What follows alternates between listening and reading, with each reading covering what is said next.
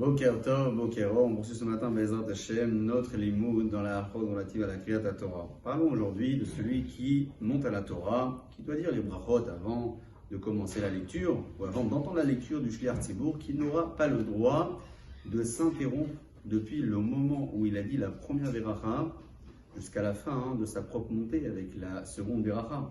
En réalité, il est en train de dire une bracha sur une mitzvah et il est interdit de s'interrompre entre le moment où l'on récite la bracha et le moment où l'on réalise la mitzvah elle-même. La mitzvah ici, c'est la lecture de la Torah.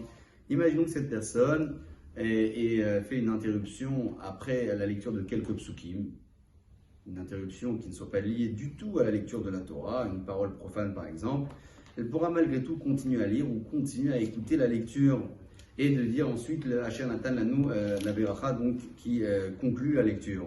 Pourquoi ? Puisque la lecture a déjà commencé, donc disons qu'une partie de la mitzvah a déjà été faite, et donc même si cette personne a fait une interruption peu après le début de la lecture, c'est pas grave, Bedi Avad, on ne considérera pas cela comme une interruption problématique, et donc cette personne pourra continuer la lecture ou entendre la lecture et dire la dernière Beracha en conclusion de la montée. Si jamais cette personne s'est interrompue avant la lecture, elle a dit Asher Bahar Banu, et avant qu'on ait commencé la lecture, elle a fait une interruption qui n'a pas de lien du tout avec la lecture.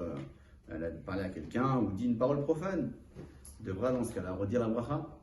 Asher Bahar Banu, il faudra refaire la beracha. Si c'est lié à la lecture de la Torah, elle a remarqué une petite faute. Voilà. Ah non, c'est pas ici, c'est peut-être ici. Elle a dit quelque chose qui était lié à la Kriyat Torah, c'est pas grave.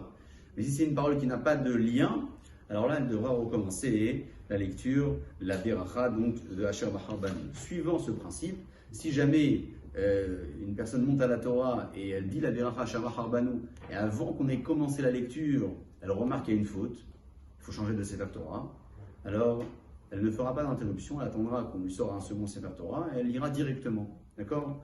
Le Baal Koré, celui qui est monté ici, pourra lire dans un deuxième Sefer Torah grâce à la première Beracha Asher Bahar Banu qu'il a fait sur le premier livre. Pourquoi ? Parce qu'il n'a pas fait d'interruption entre les deux. On lui a dit ne dis rien et une faute, on change de Sefer. Il pourra donc suivre sa lecture et ne pas refaire la première Beracha Asher Bahar Banu.